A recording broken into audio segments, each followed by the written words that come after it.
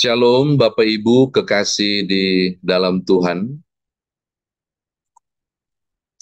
Saya mengajak Bapak Ibu sekalian untuk melihat bacaan kita. Ada beberapa hal yang dapat dibagi pada kesempatan malam ini. Yang pertama, seperti di hari Minggu, saya menyebut tentang em, Maleaki. Maleaki itu berarti utusanku atau malaikatku atau pesuruhku.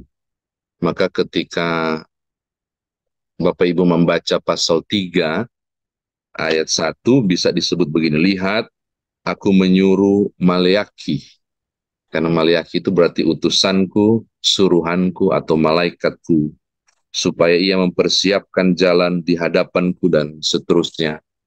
Kalau membaca pasal 3, Bapak Ibu harus mundur untuk membaca ulang dari pasal 1 sampai pasal 2. Lalu paling enak juga untuk pahami pasal 3 ini menengok sedikit di pasal 4 pada endingnya. Kita akan menemukan eh, puncak dari semuanya adalah penghakiman ketika hari Tuhan terjadi, Yom Yahweh, Tuhan datang kembali sebagai Raja untuk menghakimi. Nah, pada pasal 3 ayat 1 sampai ayat yang kelima, setelah berdebat cukup lama, setelah Israel juga bersahut-sahutan, lalu mempertanyakan Tuhan dengan berbagai pertanyaan-pertanyaan yang muncul. Kalau kita baca dari hari Minggu ya, kita menemukan tentang kekecewaan mereka. Karena pulang dari pembuangan, mereka mendapati tanah itu gersang. Pulang dari pembuangan setelah 70 tahun, malah akan ada banyak bangsa-bangsa lain yang sudah tinggal di situ. Lalu mereka tidak mendapatkan damai sejahtera, hingga pada pasal 1 mereka bertanya, mana buktinya kalau engkau menyayangi aku, seterusnya. Lalu pada pasal 2 bagian akhir, tolong lihat ayat 17, kamu menyusahi Tuhan dengan perkataan, tetapi kamu berkata dengan cara bagaimanakah kami menyusahi dia. Kita menemukan pemahaman yang gila, saya sebut gila, untuk pembenaran diri yang dibuat oleh Israel. Apa itu? Menurut mereka, setiap orang yang berbuat jahat adalah baik di mata Tuhan. Kepada orang-orang demikianlah ia berkenan. Atau jika tidak, di manakah Allah yang menghukum? Pokoknya kebaikan Tuhan terjadi kepada orang jahat. Ia berkenan pada orang-orang jahat. Ayat 17. Sebab kalau tidak demikian, manakah Tuhan yang menghukum? Jadi mereka memutarbalikkan kebenaran cuma untuk melegitimasi perilaku hidup mereka yang tidak taat. Jadi Bapak Ibu bisa bayangkan segitunya lah, mulai dari imam, pemuka agama, sampai kemudian para umat. Hidup semua tidak benar di hadapan Tuhan. Bahkan kemudian mencari cara supaya hidup yang tidak benar itu terlihat benar. Dengan membuat statement-statement rohani yang menarik. Tuhan itu berkenan kok pada orang yang jahat sekalipun. Nggak apa-apa. Pokoknya dia tidak masalah tentang kita yang jahat. Jadi itu jadi sesuatu yang luar biasa. Dan Maleaki bilang ayat 17 itu menyusahkan. Maka sekarang, masuk pasal 3, maka sekarang lihat, Tuhan yang dibicarakan itu akan datang ke tempatnya. Kalau kita baca di ayat 1 dan ayat yang kedua, ia akan datang dan tidak ada seorang pun yang dapat bertahan. Ini dia. Dan saya kira ini klimaks sepertinya. Tidak ada seorang pun yang dapat bertahan, mampu bertahan di hadapan Tuhan ketika ia datang. Karena ada dua hal tampakannya. Ia seperti mana itu, pemurni logam, dan seperti sabun tukang penatu. Pemurni logam dan sabun tukang penatu. Apa hubungannya dengan Israel? Pemurni logam adalah proses memurnikan emas atau logam dari kotoran-kotoran tertentu dengan menggunakan api pada tingkat suhu tertentu. Dan tidak mungkin tidak ada kotoran yang bertahan melekat. Hasil akhir adalah logam itu benar-benar murni. Penatu adalah seperti mencuci Bapak Ibu, itu biasanya masih dalam kondisi berbusa sekalipun sudah digantung, setelah kering baru dibilas lagi, apa namanya. Kadang kita menggunakan yang biru-biru itu blau, itu mungkin seperti itu, jadi mencuci yang tidak biasa, mencuci dengan upaya yang maksimal, maka dipastikan tidak ada kotoran yang melekat lagi. Apa hubungannya dengan Israel? Tersingkir mereka. Karena dari awal pasal 1 sampai pasal 2, merekalah logam yang kotor itu, merekalah kain yang bernoda itu. Maka ketika Tuhan datang seperti tukang pemurni logam dan tukang penatu, itu mau bilang bahwa kehadiran Tuhan tidak ada yang bisa mampu berdiri. Karena cemarnya orang Israel dan kesalahan besar yang mereka buat, mereka akan berhadapan dengan seorang pribadi yang memurnikan dan pribadi yang membersihkan. Tidak bisa bertahan. Hanya ayat 2 mengatakan, siapakah yang dapat tahan di hari kedatangannya itu? Tidak ada didapati mereka yang benar. Berbagai alasan di ayat 1 dan pasal 1 dan ayat 2 yang kita baca. Itu hal pertama Bapak Ibu catatan kita. Yang kedua, saya kemudian tertarik pada ayat yang ketiga dan keempat, lalu kemudian di ayat yang kelima. Bagian pertama, ayat 3 dan 4 itu kok ada sesuatu yang tidak biasanya ketika bicara ke Tuhan datang.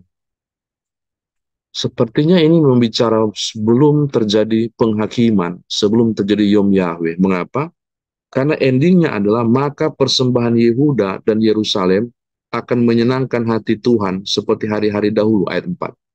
Sebelumnya di ayat 3, dia akan memurnikan orang Lewi dan orang yang memang kan ada masalah tuh, para pelayan-pelayan bait Allah itu kurang ajar, maka akan dimurnikan. Berarti ayat 3 dan 4 membicara apa?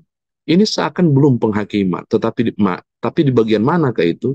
Tetap di bagian Tuhan datang kembali, namun dengan misi yang pertama. Ada dua misi, berarti misi yang pertama, yaitu memberikan hati yang baru, dan roh yang baru, untuk mengubah perilaku umat.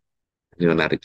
Saking kotornya mereka, saking cemarnya logam ini, dan tidak bernilai sekali mereka, berhadapan dengan kekudusan Allah. Maka hal pertama yang Tuhan buat adalah memberikan mereka hati yang baru, roh yang baru untuk mengalami pemulihan, supaya perilaku hidup keagamaan mereka, ditandai dengan persembahan, itu menjadi pemberian yang kudus dan benar. Menjadi pemberian yang tulus dan yang berkenan di hadapan Tuhan. Mereka tidak lagi memisahkan mana binatang yang cacat dan tambun. Untuk mereka itu tambun, yang cacat untuk Tuhan. Udah enggak lagi. Ayat 4 bilang, Tuhan tersenyum, Tuhan bergirang pada persembahan yang diberikan umat. Ini bicara hal yang pertama. Tuhan mengubah karakter dan pola hidup orang-orang cemar ini menjadi lebih baik. Baru yang kedua, fungsi kedatangannya juga muncul pada ayat yang kelima, yang dibahas luar biasa pada pasal 4, yaitu penghakiman. Aku akan mendekati kamu untuk menghakimi, dan akan segera menjadi saksi terhadap tukang-tukang sihir, pesina, dan seterusnya. Mereka yang melakukan ketidakadilan, ini dosa-dosa yang muncul pada zaman kitab Maleakhi. Ayat 3 berbicara akan, ayat 5 bicara soal akan tiba masanya. Ketika Tuhan datang bukan untuk memulihkan, membuat terjadi perubahan supaya mereka mengalami menjadi penyembah-penyembah yang benar, tapi akan ada masa di mana Tuhan kemudian mengakhiri semua bentuk belas kasih karunia itu. Karena akan datang masa penghakiman untuk memisahkan yang baik dari benar. Orang-orang kemudian mengalami kondisi yang ditulis pada pasal 4 yang tidak kita baca, yaitu penghakiman dari Allah. Saya kira demikian firman Tuhan ditafsirkan bagi kita. Nah sekarang bagaimana kita bawa menghayati minggu-minggu Prapaskah Bapak Ibu di hari Rabu ibadah keluarga ini. Yang pertama, kepada kita diingatkan satu hal penting yang disampaikan oleh kitab Maleakhi, bahwa benar sekali Allah itu penuh belas kasihan. Tiap dosa dan kesalahan diampuni, perbuatan salah pun bahkan diluruskan. Menarik di ayat 3 dan 4. Tapi ketika baca ayat yang kelima atau bicara soal berita-berita penghakiman yang lain misalnya, kita menemukan ternyata ada batas, ada batas. Suatu saat nanti akan tiba masanya, dipisahkan gandum dari jerami, terjadi penghakiman, dan tidak ada kesempatan lagi untuk mengalami perubahan. Hal pertama mau bilang begini kepada Bapak Ibu berdasarkan kitab Maleakhi, sebelum datang masanya, kita mesti berhati-hati untuk mawas diri dan melihat tanda waktu semakin dekat. Di minggu-minggu Prapaskah ini adalah minggu-minggu penyesalan, minggu-minggu perenungan terhadap kehidupan, minggu-minggu penyesalan akan salah dan dosa, minggu-minggu introspeksi diri.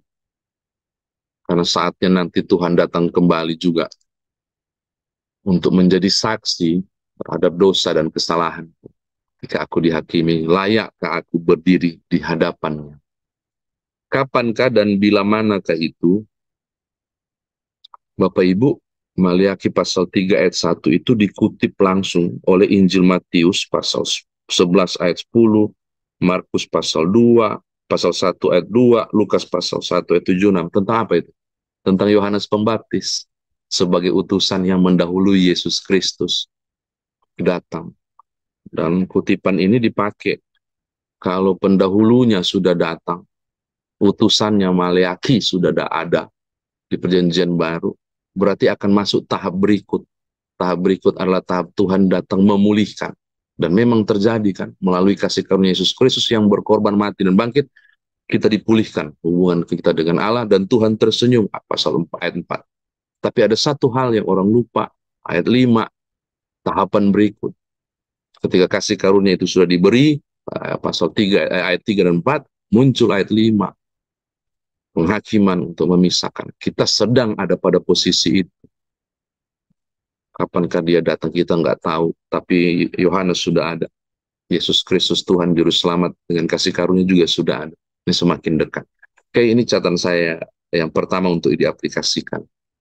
Yang kedua, Bapak Ibu kekasih, di minggu-minggu Prapaskah ini ketika saya mengatakan kita berintrospeksi diri tentang itu, di sisi yang lain juga ini menjadi berita kemenangan bagi siapapun, Bapak Ibu dan saya, bahwa masa ini sebelum masuk nanti Tuhan datang kembali sebagai Raja untuk menghakimi, bagi saya masa ini adalah masa penuaian, masa karunia, masa orang diberi kesempatan untuk mengalami revival, pemulihan, semangat iman bertumbuh kembali, untuk kembali dekat kepada Tuhan.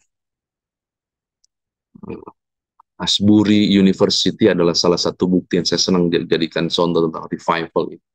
Saya mau katakan juga hal yang sama kepada Bapak Ibu sekalian. Selagi masih ada masa dan waktu dan kesempatan tentang Tuhan melakukan ayat 3 dan 4, yaitu memulihkan kondisi iman dan pengharapan kepada Allah, saya kira gereja Tuhan termasuk GPIB Karis mesti mengambil kesempatan ini untuk membuat juga perubahan-perubahan besar dalam hidup beriman, pribadi maupun keluarga, bahkan jemaat. Kita semakin matang secara rohani dan spiritual. Kita semakin teguh dalam iman menghadapi tantangan dan soal.